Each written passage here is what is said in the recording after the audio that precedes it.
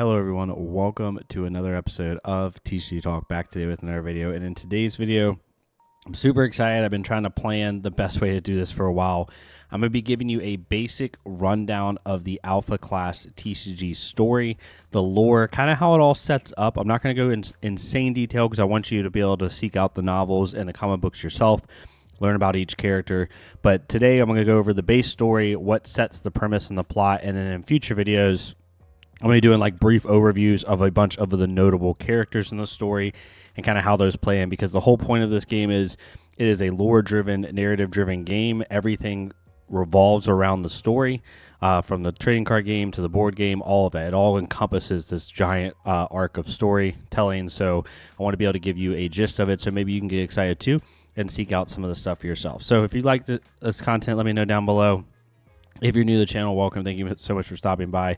If you're a long-standing supporter, thank you so much as always. So I have notes over here on the right because I want to be able to talk about this casually, right? I don't want this to be like a narrative, or not narrative. I don't want this to be a scripted where I just like read from it and then,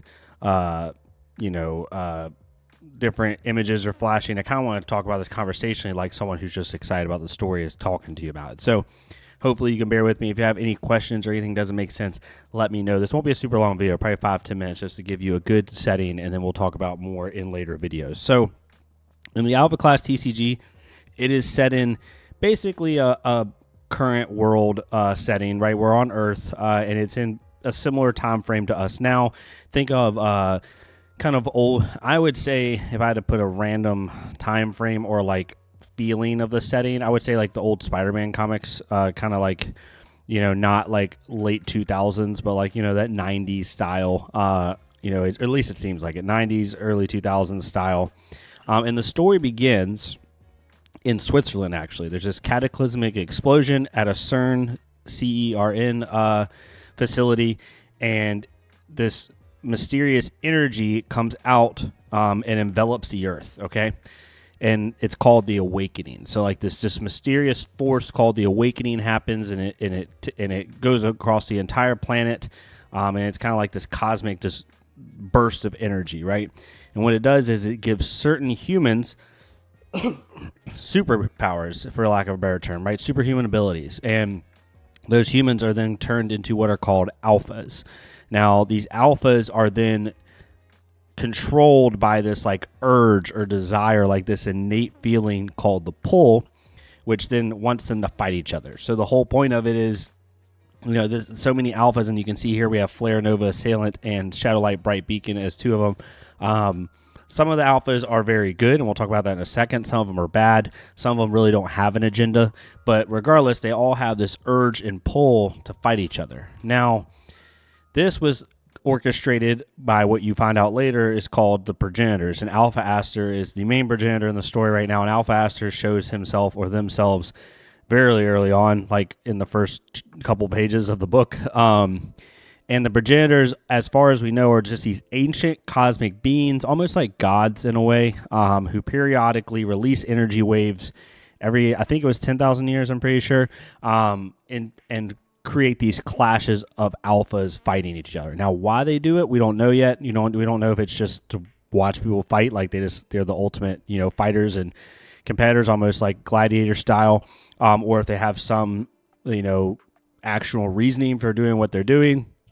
But regardless, these alphas have a pull to end up fighting. Now, in the story, some alphas are able to resist the pull. Clarity is this immortal alpha, or she used to be an alpha. I guess she technically still is, even though she's under the rogue category, as you can see in the bottom right corner there, and we'll talk about rogues here in a second. She is a previous alpha from a previous class. She's been on Earth for eons, and she was able to release herself from the pull. So what she does in the story is she has the ability to release other alphas from the pull. So she's going around and creating this coalition of alphas that allows them to fight against the pull, not have to fight each other, because the problem with the pull and the problem with all these alphas fighting each other is it just like destroys the Earth. So they make kind of ode and like hints to, ancient civilizations like we have in our current world, where we can't explain like why they were wiped out or how they just suddenly went away. Well, in this story, it's alluded to that that's how they went away. When they have these clashes every thousands of years, it ends up like destroying the earth to a certain extent, and society kind of resets itself and things like that. So Clarity's trying to avoid that.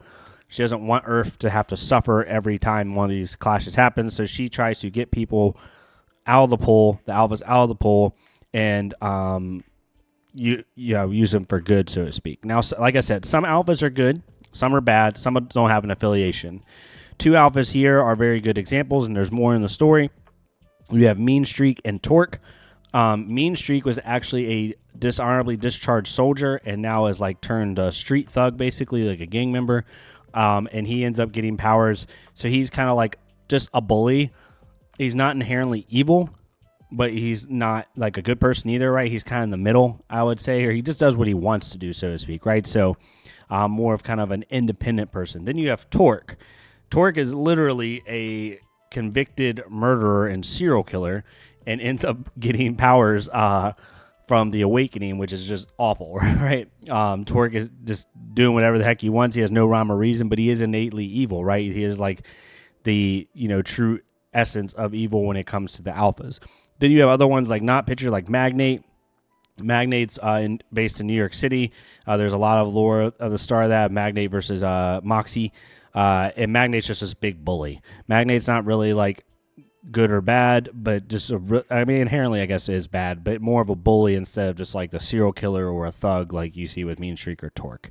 So that's kind of how that works. Now, combating these alphas alongside people like Clarity and other individuals is what are called alpha hunters. Now, alpha hunters are basically humans that have displayed a lot of courage or a lot of abilities of their own, not like superhuman abilities, but like are able to use advanced weaponry or advanced training in order to combat these alphas. The most notable of these is Moxie, Vanguard of Earth, or Moxie. Vanguard of Earth's that version of Moxie, but Moxie is a army soldier that's like special forces that has access to a ton of weapons, a ton of abilities, and she ends up fighting against Magnate in New York City in the comics, in the lore, and ends up displaying a lot of heroism, and so they like make her a leader alongside Claire to help fight some of these bad alphas and try to save her from just inadvertent destruction.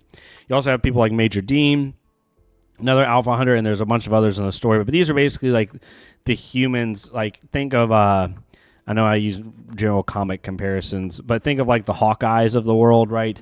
Where they don't inherently have superhuman abilities, but they have, very specialized skills that allow them to stick with some of these people who do have superhuman abilities, right? Then you have the Harbingers. The Harbingers come a little bit later in the story. And the Harbingers are basically like the emissaries of the progenitors. So you have the progenitors, which are the giant godlike beings like Alpha Aster, who start all these alpha clashes. Then you have the Harbingers, who are basically like, the left-hand, right-hand men and women of the progenitors. And what they do is they come to Earth after the clashes have happened, after alpha clashes have happened, and they bring the surviving alphas off-world to another area to then fight again, right? So they're like, they are the creme de la creme of power. They're even more powerful than the alphas in most cases. You have people like Genesis and Death, which are extremely powerful individuals, and it also shows in the game they're very powerful as well.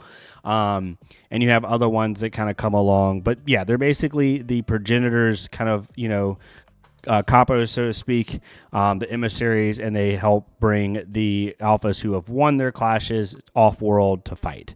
So that's kind of how that goes. Then we have 2 factions left. You have the Discarded.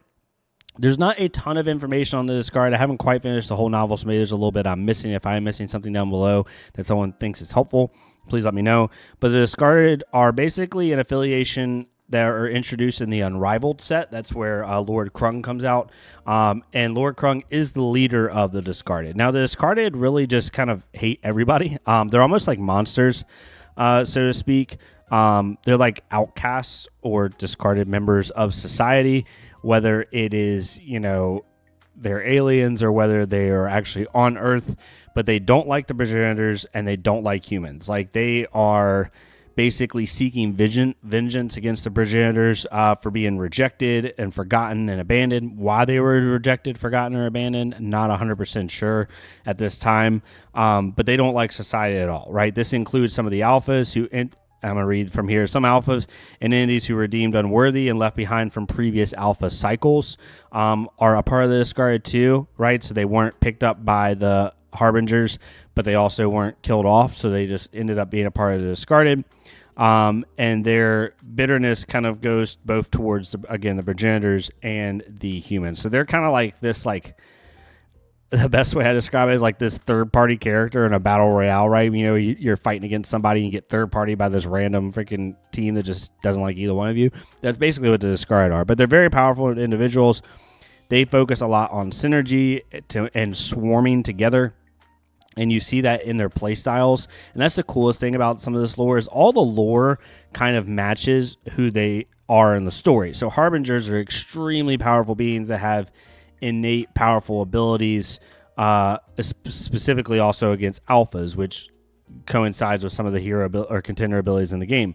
Alpha hunters are very big on weapons and using accessories and tools to defeat the alphas, which again, a lot of the contenders in the game, in the card game, do that. That's their whole focus. Whereas alphas just have these cool innate superhuman powers, and then we also have rogues, which we'll talk about here in a second, which kind of do their own thing. So what I'm trying to say is the TCG elements of these characters coincides with the story, which is such a cool part of it. And then you have the final faction, so to speak, which is the rogues. The rogues are interesting. They kind of do their own thing. They have their own agendas. They have their own, individual backgrounds. They don't really align with anybody. The only rogue that does align with somebody is Clarity. And Clarity went from being an alpha to a rogue because, she became a rogue because she broke away from the pole and she broke away from her, her prison, so to speak. So that's why she is a rogue, because now she has her own thing, her own agenda, which is freeing other alphas. But you have Colleen and Lynn. Lynn's basically an assassin that answers to the highest bidder, so to speak, or to herself. And you have Colleen, who also fights kind of almost like a pseudo Yakuza, where it is affiliated with Yakuza elements. And kind of does his own thing as well. But they have their own agendas, and their alphas, their actions in the alpha class universe kind of show their complexities and choice of free will, which again goes very well with their abilities, right? Like Lynn is an assassin. She is very much about diminishing the opponent's cards and doing what she wants. Cowling is very much about swinging with things multiple times, which normally isn't allowed, but he has a way of doing it. Their abilities kind of coincide with, we're going to do our own thing and we're going to kind of go our own way. So that's the basis of the alpha class TCG. Again, this giant awakening happened.